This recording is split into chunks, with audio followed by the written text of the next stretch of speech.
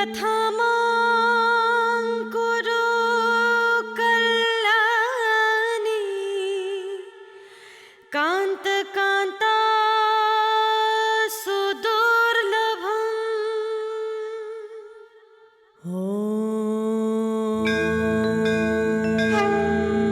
सर्वमङ्गलमाङ्गल्ये शिवे सर्वार्थसाधिके शरण्ये त्र्यम्बके गौरी नारायणी नमोऽस्तुते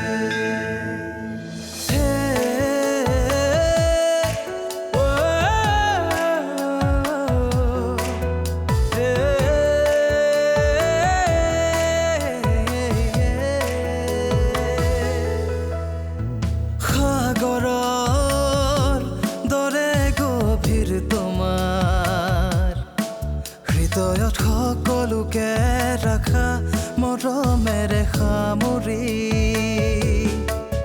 বৰষুণৰ প্ৰতিটো টোপাল তুমি ন জীৱনৰো এক গাথা তুমি সুখে দুখে প্ৰতি পলে বিলীন হৈ আছা তুমি তুমি পুষ্পাঞ্জলি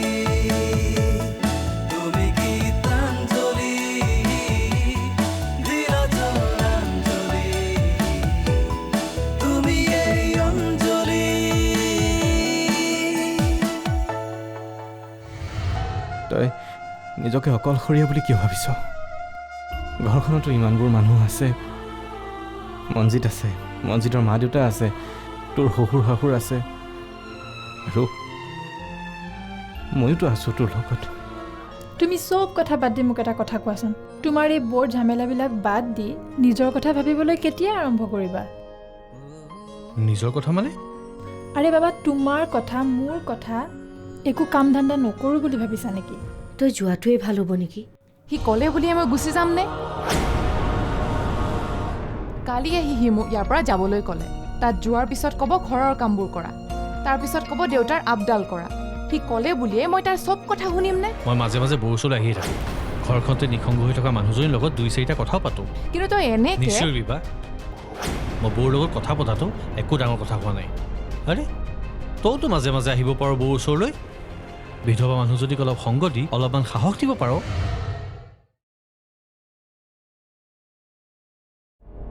অঞ্জলিজনী বৰ অকলশৰীয়া হৈ পৰিলেও মা।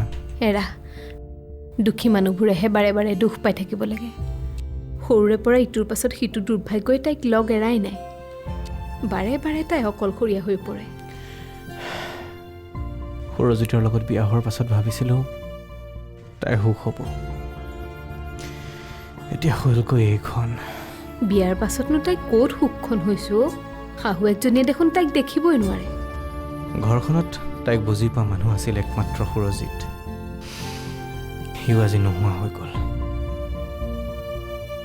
তাইনো সেইখন ঘৰত এতিয়া কেনেকৈ থাকিব আমাৰ?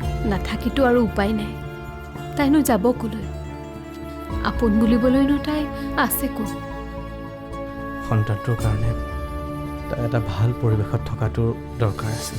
সুৰজিতৰ মাকে হেনো এতিয়া তাইক মাত এষাৰো নিদিয়ে। তাইকে সুৰজিতৰ মৃত্যুৰ কাৰণে জগৰীয়া কৰিছে নেকি? এইটো বাৰু কথা হ'ব পাৰেনে মানুহৰ? নিজৰ মানুহজনী নিজৰ স্বামীৰ মৃত্যুৰ কাৰণ কেনেকৈ হ'ব পাৰে? কোনোবাই আৰু কিবা এটা কথা ভাবি ল'লেতো উপায় নাই। সুৰজিতৰ মাকজনীক দেখিলে তেনেকুৱা নালাগে। পুতেকৰ বিয়াৰ পাছত কিয় মানুহজনী ইমান সলনি হৈ গ'ল? আমিও অলপ কথাবোৰ চাই চিতি চাই লওঁ ৰ। যদি পৰিস্থিতি বেছি বেয়া হোৱা যেন পাওঁ, অঞ্জলিক তেতিয়া আমাৰ ঘৰলৈকে লৈ আহিম। কেঁচুৱা জন্ম হোৱালৈকে তাইক আমাৰ ঘৰতে জানো আমি ৰাখি থ'ব নোৱাৰোঁ? আপুনি কাক আনি ৰখাৰ কথা কৈছে মা? আমাৰ অঞ্জলিজনীৰ কথা কৈছোঁ। শাহুৱেকৰ এনেকুৱা ব্যৱহাৰ, তাই তাত থাকি কেনেকৈ কেঁচুৱা জন্ম দিব? সেইটো তাই প্ৰব্লেম মা। শহুৰেকৰ ঘৰত কিবা অসুবিধা হ'ল বুলিয়ে লোকৰ মানুহ এজনীক এনেকৈ লৈ আহিবলৈ কেনেকৈ পাৰিম কওকচোন? কি ৰিস্কত আপুনি আনি ৰাখিব খুজিছে? অঞ্জলি লোকৰ নহয় মৌচুমী, তাই আমাৰ নিজৰ ছোৱালীৰ নিচিনা। নিচিনাহে, কিন্তু নিজৰটো নহয়। আপুনি ইয়ালৈ তাইক লৈ অনা কথা ক'লে, কিন্তু যদি শহুৰ শাহুৱেকে আপোনাক সোধে যে আপুনি তাইৰ কি হয়, আপুনি কি বুলি ক'ব মা? মই কিন্তু এইবিলাক ঝামেলাত সোমাবলৈ নাই দেই মা।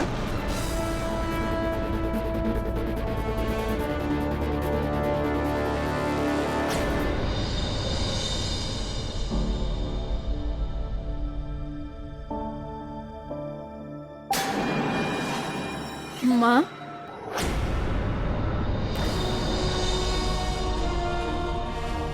মা শুনকচোন মা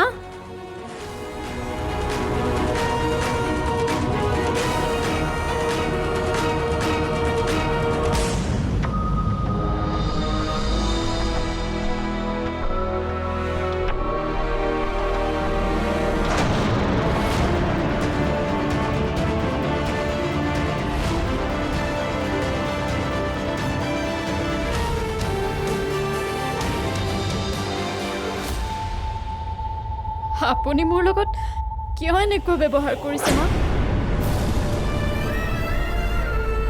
মই কি ভুল কৰিলোঁ? মই যদি নজনাকৈ কিবা ভুল কৰিছোঁ তেন্তে মোক ক্ষমা কৰি দিয়ক। মোৰ সন্মুখৰ পৰা আঁতৰি যোৱা তুমি। এনেকুৱা সময়ত মোক এনেকুৱা ব্যৱহাৰ নকৰিব মা। তোমাৰ মুখ মোৰ চাবলৈ মন নাই। মোৰ ওচৰৰ পৰা আঁতৰি যোৱা। মা মা আপুনি মোৰ অৱস্থাটো বুজিবলৈ চেষ্টা কৰক না। মায়ে তোমাক আঁতৰি যাবলৈ কৈছে, তুমি শুনা নাই?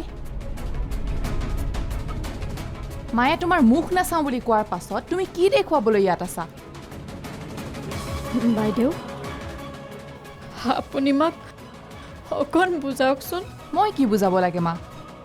জিতৰ মংগলৰ কাৰণে এবৰ্ষণ কৰিবলৈ তোমাক বাৰে বাৰে অনুৰোধ কৰাৰ পাছতো তুমি অনুৰোধ ৰক্ষা নকৰিলা। জিতৰ মংগল হোৱাতকৈ তোমাৰ জেদটোহে ডাঙৰ হ'ল।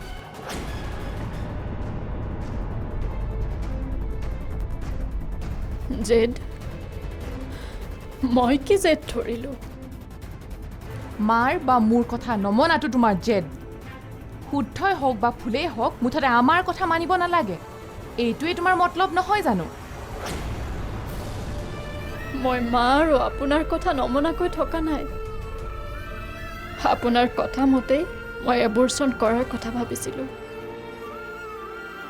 কিন্তু এখেতে কোনো পধ্যে মোৰ কথা নামানিলে। মই কি কৰোঁ কওক?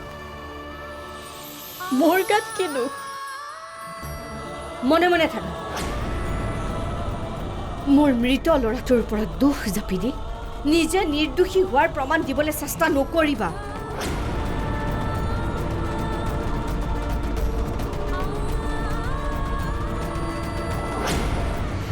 মায়ে মোক একোকে নকয়,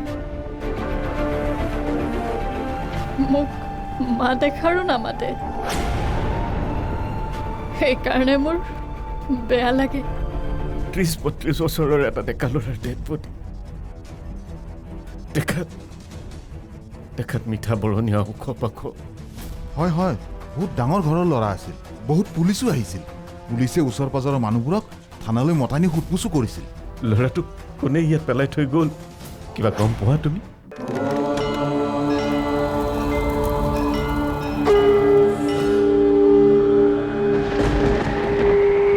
অঞ্জলি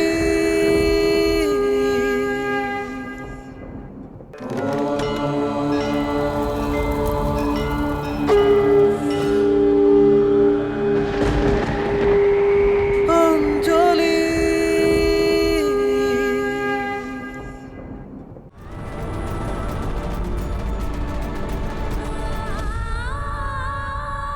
পুষ্পা, কি হ'ল? কোনোবাই কিবা ক'লে? নাই, একো হোৱা নাই।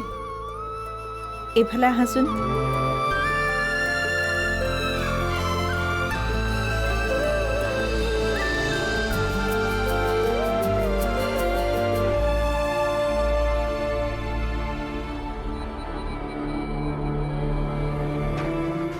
তুমি বাইদেউ ওচৰলৈ গৈছিলা? বাইদেৱে কিবা ক'লে নেকি? নাই, মায়ে মোক একোকে নকয়। মোক মা দেখাৰো নামাতে। সেইকাৰণে মোৰ বেয়া লাগে। মইতো একো দুখ কৰা নাই, মোক কিয় অৱজ্ঞা কৰে? এইবোৰ চব মল্লিকাৰ কাৰণে হৈ আছে। তাই মাকৰ মূৰটো গৰম কৰি থাকে। মোৰ ক্ষেত্ৰত যিবোৰ হৈ আছে আনৰ বাবে হোৱা নাই খুৰী। চব মোৰ দুৰ্ভাগ্যৰ কাৰণে হৈ আছে।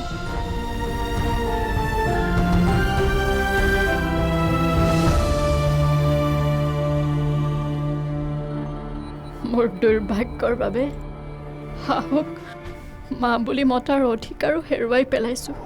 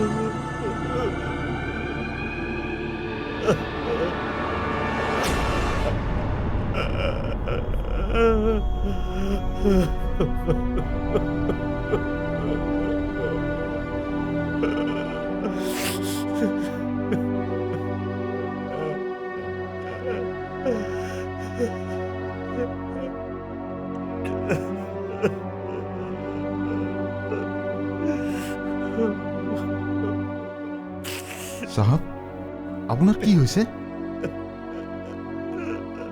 আপুনি কিবা বিচাৰি আছে নেকি? আপুনি কোনোবা মানুহক বিচাৰি আছে নেকি?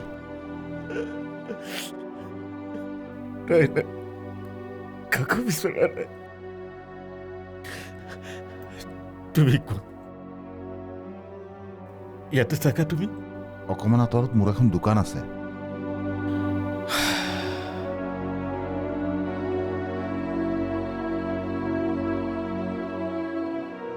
আজি অলপ দিনৰ আগতে এটা ল'ৰাৰ ডেড বডি ইয়াতে পৰি আছিল। 30-32 বছৰৰ এটা ডেকা ল'ৰাৰ ডেড বডি। দেখাত মিঠা বৰণীয়া ওখ পাখ। হয় হয়, বহুত ডাঙৰ ঘৰৰ ল'ৰা আছিল। বহুত পুলিচো আহিছিল। পুলিচে ওচৰ পাজৰৰ মানুহবোৰক থানালৈ মতানি সোধপোছো কৰিছিল। ল'ৰাটোক কোনে ইয়াত পেলাই থৈ গ'ল? কিবা গম পোৱা তুমি? কিনো জানিম, কোনে বা মাৰি থৈ গ'ল? কোনোবাই মাৰি ইয়াত পেলাই থৈ গ'ল অথচ কোনেও একো গমেই নাপালে নাপায় চাহাব কোনোৱে একো গম নাপায় কিমান যে মানুহ মাৰ্ডাৰ হৈ থাকে কিমান 2 নম্বৰী কাৰবাৰ চলি থাকে কোনেনো কাৰ কথা হিচাপ ৰাখে আচ্ছা চাহাব আপুনি পুলিচৰ মানুহ নেকি নহয় মই পুলিচৰ মানুহ নহয় সেই মৰি থকা ল'ৰাটোৰ দেউতাক মই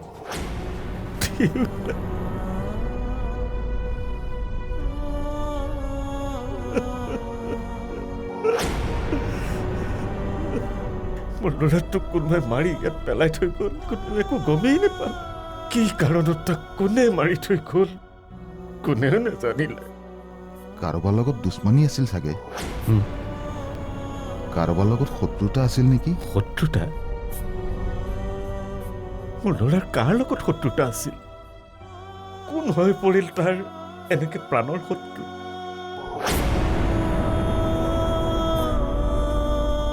কোনেও নজনাকৈ কাৰ লগত শত্ৰুতা কৰি সি জীৱনটো এনেকে শেষ কৰি দিব লগা হ'ল এই কথাটো বৰ ৰহস্য হৈয়ে থাকি গ'ল মই কিবা বাজে কামত ঘূৰি ফুৰো বুলি ভাবিছ নেকি তই এনে কি ছ'চিয়েল ছাৰ্ভিচ কৰি ঘূৰি ফুৰ মোক কচোন মোৰ পাৰ্চনেল কাম আছে আৰু মোৰ নিজৰ কাম থাকিব নোৱাৰে নেকি জানো লোকৰ ল'ৰাৰ বাইকত উঠি যে তই পাৰ্চনেল কাম কৰি ফুৰ সেইটো ভালদৰে জানো 2 দিন পাছত তোৰ বিয়া হ'ব ল'ৰাৰ বাইকত ঘূৰি তোৰ মান সন্মান চব পাহৰি গৈছে নহয় বিয়া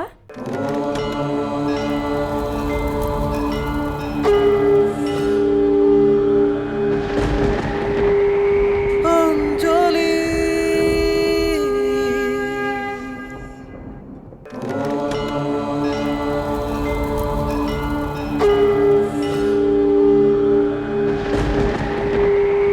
অঞ্জলি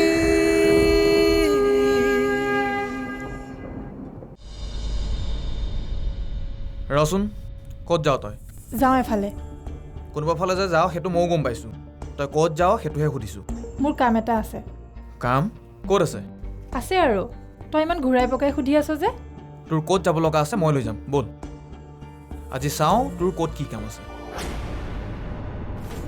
দাদা তোৰ হৈছে কি কচোন মই ভাবি পোৱা নাই তোৰ হৈছে কি এনেকৈ ঘৰৰ বাহিৰত ঘূৰি ফুৰিবলৈ তই এজনী সাধাৰণ ঘৰৰ ছোৱালী নহয় তই মোৰ ভনী এইখন চিঠিত মোৰ এটা ষ্টেটাছ আছে মই কিবা বাজে কামত ঘূৰি ফুৰো বুলি ভাবিছ নেকি তই এনে কি ছ'চিয়েল ছাৰ্ভিচ কৰি ঘূৰি ফুৰ মোক কচোন মোৰ পাৰ্চনেল কাম আছে আৰু মোৰ নিজৰ কাম থাকিব নোৱাৰে নেকি জানো লোকৰ ল'ৰাৰ বাইকত উঠি যে তই পাৰ্চনেল কাম কৰি ফুৰ সেইটো ভালদৰে জানো